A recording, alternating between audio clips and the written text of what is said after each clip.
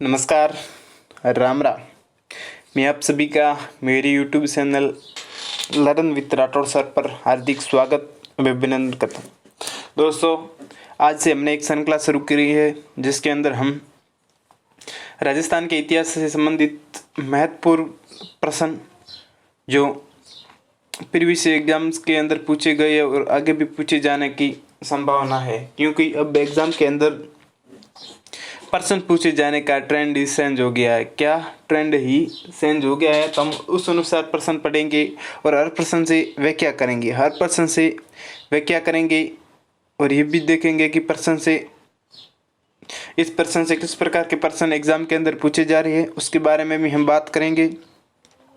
तो चलो हमारा वीडियो शुरू करते हैं।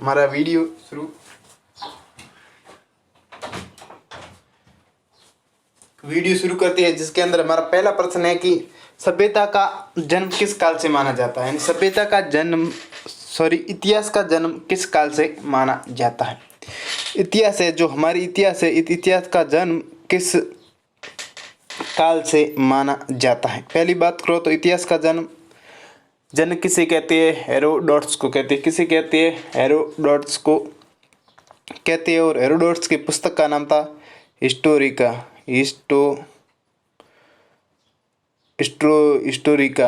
हिस्टोरिका पुस्तक का नाम क्या था? हेरोडोटस की पुस्तक का नाम था हिस्टोरिका। हेरोडोटस की पुस्तक का नाम था हिस्टोरिका। पुस्तक का नाम क्या था? हिस्टोरिका था। तो हमारा प्रश्न है कि इतिहास का जन्म किस काल से हुआ? तो सभ्यता काल से। जिस समय हमारी सभ्यता शुरू हुई थी उसी काल से हमारा क्या हुआ? इतिहास शुरू हुआ। ये एग्जाम 2012 के ये प्रश्न राजस्थान पुलिस एग्जाम के अंदर 2012 के अंदर ये पूछा गया प्रश्न। 2012 के अंदर ये प्रश्न पूछा गया कि इतिहास का जन्म किस काल से माना जाता है। लेकिन अगर हम राजस्थान के इतिहास की बात करें कि भाई राजस्थान के इतिहास की शुरुआत किस काल से मानी जाती है। राजस्थान इतिहास की शुरुआत 7वीं सदी से। और 7वीं सदी में जिन टाइम राजस्थान में राजपूताना का शासन था। राजस्थान में जब इतिहास अगर शुरुआत मानी जाए राजपूती कालू राजस्थान में इतिहास की शुरुआत हुई। उन आगे बात करो। पहला प्रश्न कंप्लीट हो गया और पहले प्रश्न पे कितना प्रश्न बनाया आप काउंटिंग कर लो। उससे आगे बात करो। अब बात करो पे कर्नल जेम्स टोल्ड के बारे में। कर्नल जेम्स टोल्ड पहली बार राजस्थान में कब, वह कहाँ पर आए थे? तो कर्नल जेम्स टोल्ड के सामान्य परिचय के बारे में बात करो तो कर्नल जेम्स टोल्ड को जन्म 1782 में इलंगिस्टीन इंग्लैंड के अंदर हुआ था। और भारत में पहली बार 1798 से 1799 के मध्य ये भारत में आए थे। भारत में सर्वप्रथम बंगाल के अंदर आए थे। भारत में सर्वप्रथम कहाँ पर आए थे? बंगाल के अंदर सर्वप्रथम बंगाल के अंदर आए थे। और राजस्थान में अगर बात करूँ तो 1806 के अंदर मांडलगढ़ भीलवाड़ा के अंदर आए थे। मांडल भीलवाड़ा के अंदर आए थे पहली बार। कर्नल जेम्स टोल्ड को घोड़े वाले बाबा कहते हैं। कर्नल जेम्स टोल्ड प्रश्न पूछा गया कि एग्जाम में, कर्नल जेम्स टोल्ड जब राजस्थान से गए उस टाइम आपके अपने साथ कौन सा शिलालेख लेके थे? तो उस शिलालेख का नाम था मान मौर्य का शिलालेख।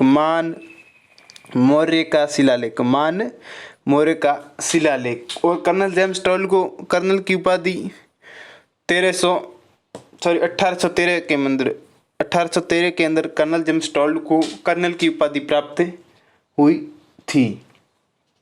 और कर्नल जेम्स टोल्ड की मृत्यु 1835 के अंदर हुई थी। यह कर्नल जेम्स टोल्ड से संबंधित सामान्य परिचय है। उससे आगे बात करो। दूसरा प्रश्न है घोड़े, अगर बाबा के बारे में बात करो। राजस्थान के अंदर 2-3 और बाबा प्रसिद्ध है, उसके बारे में बात करो तो देखो यहाँ बात करते हैं रेल वाले बाबा।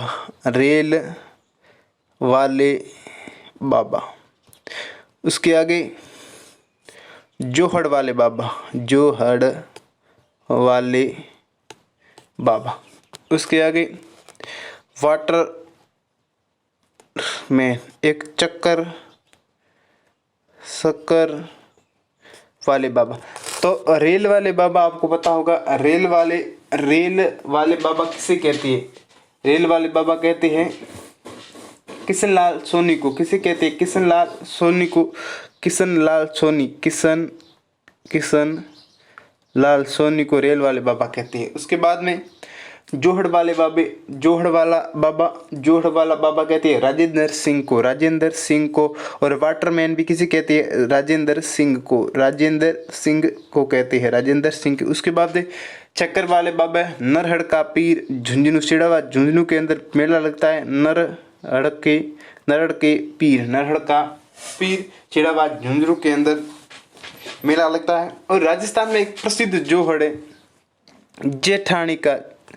सेठानी का जोर। एग्जाम के अंदर कई बार पूछा गया कि सेठानी का जोर कहाँ पर है? सेठानी का जोड़ यानी पानी, जिसे पश्चिमी राजस्थान में कुआं कहते हैं। जोड़ शुरू के अंदर है। सेठानी का जोड़ शुरू के अंदर है। उससे आगे बात करें कि राजपूताना शब्द का सर्वप्रथम प्रयोग कब व किसने किया था? राजपूताना शब्द का सर्वप्रथम प्रयोग कब व किसने किया था? तो राजपूताना शब्द को सर्वप्रथम प्रयोग 1800 के अंदर राजपूताना शब्द का प्रयोग 1800 के अंदर सर्वप्रथम किसने किया था? 1800 के अंदर जॉर्ज थॉमस ने किया था। सर्वप्रथम राजपूताना शब्द का प्रयोग 1800 के अंदर जॉर्ज थॉमस ने किया था। जॉर्ज थॉमस ने प्रयोग किया, लेकिन मौखिक किया था। इसने कहीं पर जेम्स थॉमस ने कहीं पर लिखा नहीं, खाली मौखिक शब्द का प्रयोग किया। लेकिन लिखित प्रमाण यानी पहली बार लिखित में राजपूताना शब्द का प्रयोग किसने किया? लिखित में अगर पूछा जाए तो पहली बार प्रयोग किया 1805 के अंदर विलियम फ्रैंकली। 1805 के अंदर William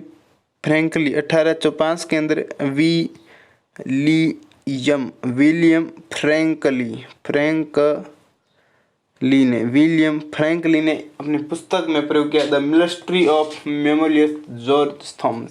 the military memoirs of George Thomas, the military memories of George Thomas, the military memories of George Thomas पुस्तक के अंदर किया। उससे आगे the military memories of George Thomas पुस्तक के लेखक कौन है? अब बात करी अभी विलियम फ्रैंकलिन ने लिखित में राजपूताना शब्द का सर्वप्रथम प्रयोग किया। उससे आगे कर्नल जेम्स टॉल्ड के गुरुजी का क्या नाम है? यानी कर्नल जेम्स टॉल्ड के गुरुजी का नाम क्या है? यति ज्ञानचंद्र। कर्नल जेम्स टॉल्ड, जिसे राजस्थान के इतिहास का जनक कहते हैं, घोड़े वाले बाबा कहते हैं, राजस्थान के लिए राजस्थान शब्द का प्रयोग किया, रजवाड़ा या राजस्थान शब्द का प्रयोग किया। कर्नल जेम्स टॉल्ड ने पुस्तक लिखी जिसका नाम मिलिट्री एंड मेमोरियल्स, और दूसरी the central western state Rajputana of India. और जो कर्नल जेम्स टॉल्ड ने जो पुस्तक लिखी थी, कर्नल जेम्स टॉल्ड ने annals and antiquities of Rajasthan पुस्तक लिखी थी। ये पुस्तक अपने गुरु, जिसका नाम यति ज्ञानचंद्र है, उसको समर्पित की। और जो ये पुस्तक थी the annals and antiquities of Rajasthan, इस पुस्तक का संपादक विलियम कुरुक है। और इस पुस्तक का हिंदी में अनुवाद किया जीएस ओझा ने। उससे आगे हम बात करते हैं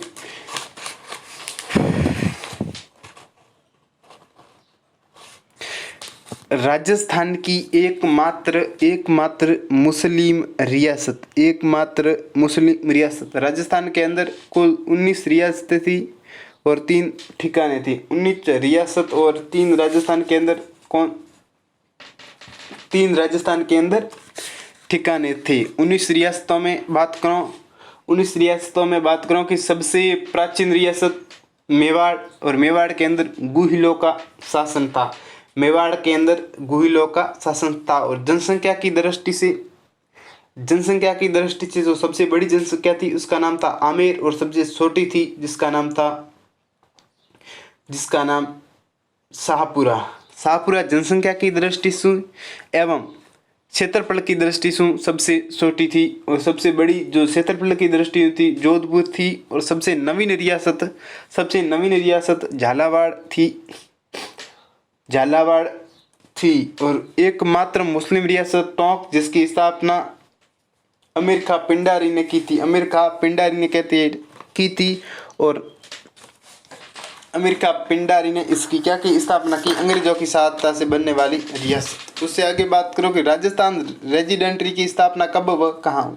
राजस्थान रेजिडेंसी की स्थापना 1800 के अंदर अजमेर में, ये पूछा गया एग्जाम के अंदर, 1800 में अजमेर के अंदर हुई थी। राजस्थान रेजिडेंसी की स्थापना 1818 के अंदर अजमेर में हुई थी। और इसका जो मुख्य अधिकारी होता था वो क्या कहलाता है, रेजिडेंट ऑफ राजपुताना कहलाता था। उसके आगे बात करते हैं अभिलेखों से संबंधित महत्वपूर्ण प्रश्नोत्तरी है। अभिलेखों का अध्ययन क्या कहलाता है। एपिग्राफी अभिलेखों का अध्ययन कहलाता है। अभिलेख या शिलालेख क्या होती है। क्या होता है, यानी पत्थरों पर उत्कीर्ण ऐसे लेख जिससे हमें इतिहास की जानकारी मिलती है। पत्थरों पर उत्कीर्ण ऐसे लेख जिससे हमें इतिहास की जानकारी मिलती है। अभिलेख के अंदर प्रशस्ति भी आते हैं, शिलालेख भी आते हैं, स्तंभलेख भी आते हैं और गुहा लेख भी आते हैं। उसके अंदर महत्वपूर्ण है प्रशस्ति। कई बार एग्जाम के अंदर पूछा गया कि प्रशस्ति किसे कहते हैं। किसी राजा की प्रशंसा में लिखा गया लेख इम्पोर्टेंट है। कई बार एग्जाम के अंदर पूछा गया कि प्रशस्ति क्या है, यानी किसी राजा की प्रशंसा के अंदर लिखा गया लेख क्या कहलाता है, प्रशस्ति कहलाता है। क्या कहलाता है, प्रशस्ति कहलाता है। उससे आगे हम बात करें कि राजस्थान में अभिलेखों की दीर्घा कहाँ पर है। तो राजस्थान में अभिलेखों की दीर्घा उदयपुर में है। राजस्थान में पुरातात्विक सर्वेक्षण का कार्य सर्वप्रथम किसने प्रारंभ किया। अभी हाल ही में पटवार के एग्जाम के अंदर ग्राम सेवक या पटवार के एग्जाम के अंदर ये पूछा गया था कि राजस्थान में पुरातात्विक सर्वेक्षण का कार्य सर्वप्रथम किसने आरंभ किया। तो 1871 के अंदर AC कलाईकल ने इम्पोर्टेंट है। राजस्थान में पुरातात्विक सर्वेक्षण का कार्य सर्वप्रथम किसने प्रारंभ किया और कब किया। तो 1871 के अंदर AC कलाईकल ने ये आरंभ किया।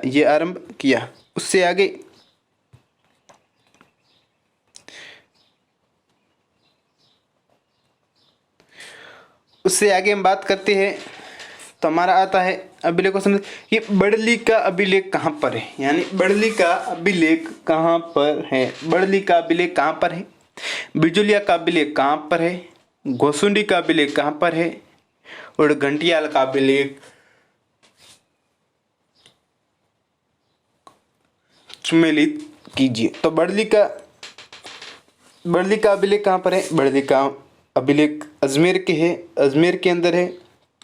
ये अभिलेख राजस्थान का सबसे प्राचीनतम अभिलेख है। और इससे जानकारी मिलती है कि अजमेर एवं चित्तौड़ के अंदर जैन धर्म का क्या था, प्रचार था। जैन धर्म का प्रचार था। और ये भिगोद माता मंदिर अजमेर से प्राप्त हुआ। उसके बाद बिजुलिया का शिलालेख भीलवाड़ा से प्राप्त हुआ, बिल्कुल सही है। कब प्राप्त किस टाइम का है? 5 फरवरी 1170 के अंदर ये अभिलेख बनवाया गया था। और ये शिलालेख पार्श्वनाथ के मंदिर की दीवार से प्राप्त हुआ है। इसको किसने लिखवाया था? जैन श्रावक लोलाक ने लिखवाया था। और इसके रचयिता कौन है? गुणभद्र है। गुणभद्र है इसके रचयिता कौन है? गुणभद्र है। और उत्कीर्णकर्ता कौन है? केशव कायास थे। उत्कीर्णकर्ता केशव कायास थे। और इससे जो चौहान वंश के बारे में सर्वाधिक जानकारी, चौहान वंश के बारे में सर्वाधिक जानकारी मिलती है। और इसके अंदर बताया गया है कि चौहान वंश की स्थापना वासुदेव चौहान ने की थी। किसने की थी? वासुदेव चौहान ने की थी। और वासुदेव चौहान जी ने ही सांबर झील का निर्माण करवाया। सांबर झील का निर्माण करवाया। और इसके अंदर एक महत्वपूर्ण और जानकारी बताई गई है। महत्वपूर्ण और जानकारी बताई गई है। क्या बताई गई है? चौहानों को वस्तीय गोत्र ब्राह्मण बताया गया। चौहानों को वस्तीय गोत्र ब्राह्मण बताया गया। चौहानों को वस्तीय गोत्र ब्राह्मण बताया गया है। उससे आगे घंटियाल का शिलालेख,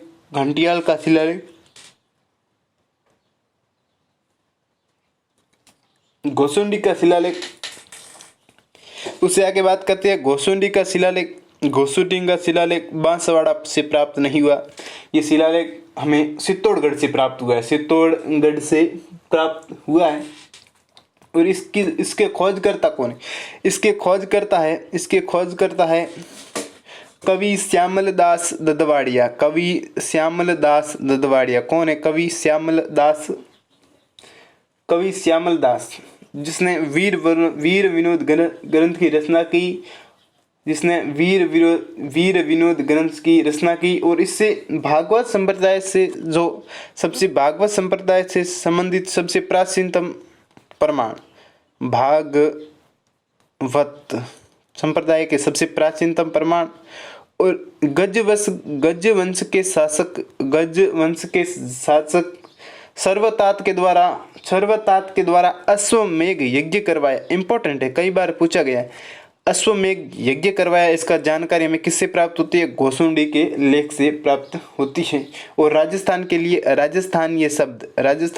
राजस्थान ये शब्द का प्रयोग किसके अंदर मिलता है? घोसुंडी शिलालेख के अंदर में प्राप्त होता।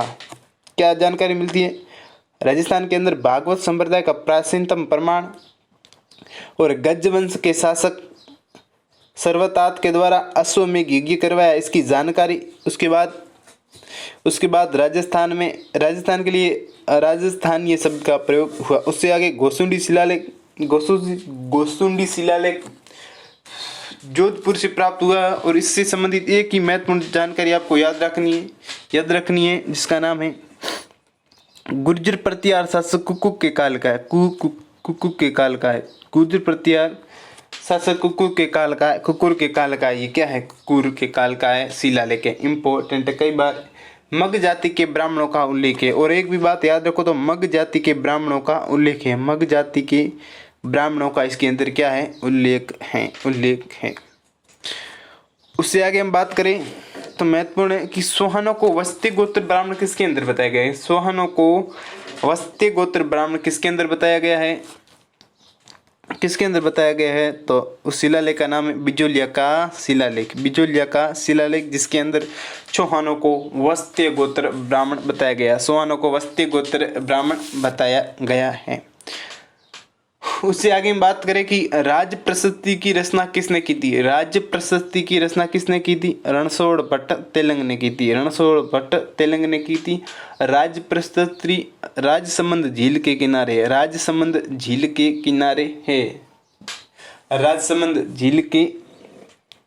किनारे है। इसकी विश्व की सबसे बड़ी, ये 25 शिलाओं पर बनी है। विश्व की सबसे बड़ी प्रशस्ति है। महाराजा राज सिंह ने इसकी क्या करवाई थी? स्थापना महाराजा राज सिंह ने इसकी क्या करवाई थी? स्थापना करवाई थी। 25 बड़े बड़े काली शिलाओं पर इसके क्या है? इसकी क्या मतलब इसको उत्कीर्ण करवाया गया। उससे आगे अमृत मंथन कथा का उल्लेख किस शिलालेख के अंदर प्राप्त होता है?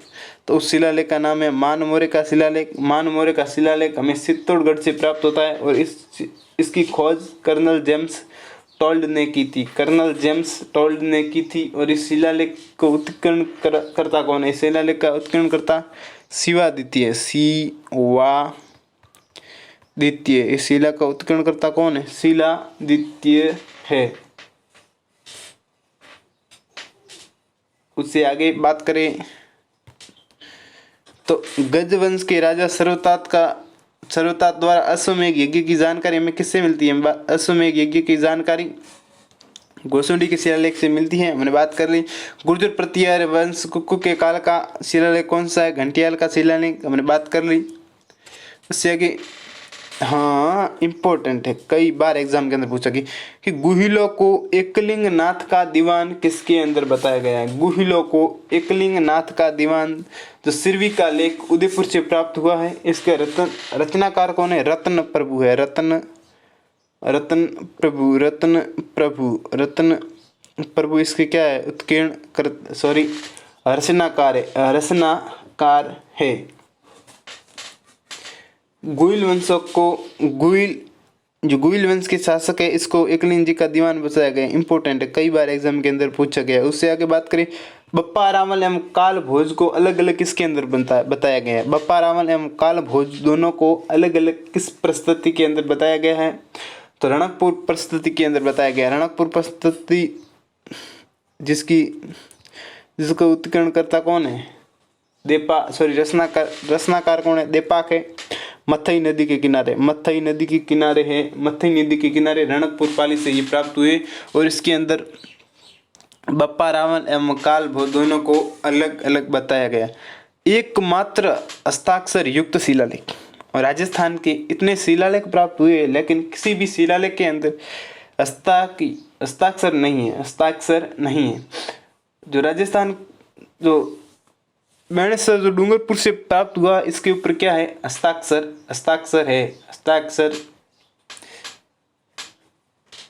हिलट्रैक एवं मैकेंजी दोनों के, हिलट्रैक एवं मैकेंजी, हिलट्रैक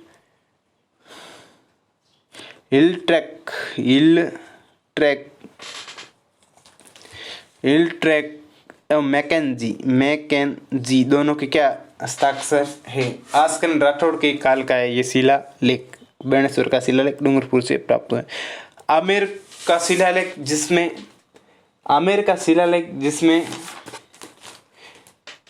आमेर के शासकों को रघुकुल तिलक कहा गया है।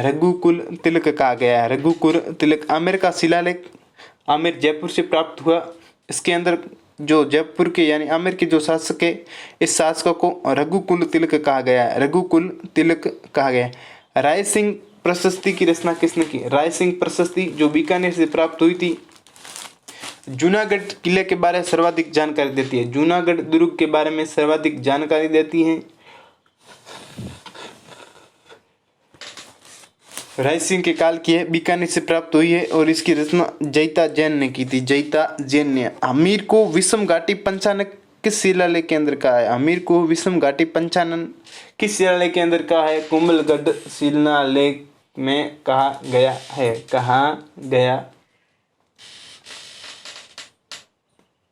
और बप्पा रावल को विप्रवंशी किस शिलालेख में कहा गया? वो भी इसी शिलालेख के अंदर कहा गया। कुंभलगढ़ शिलालेख के अंदर ही कहा गया है। बप्पा रावल को विप्रवंशी शासक भी बताया गया। मेड़ता के शासकों को विष्णु का उपासक किस शिलालेख के अंदर बताया गया है? तो जावर का शिलालेख नहीं, जानसागर का शिलालेख। जनासागर प्रस्थिति जो हमें कहाँ से प्राप्त हुए? बाड़ी उदयपुर से प्राप्त हुए। इसके अंदर मेड़ता के शासकों को क्या बताया गया है? विष्णु का उपासक बताया गया है।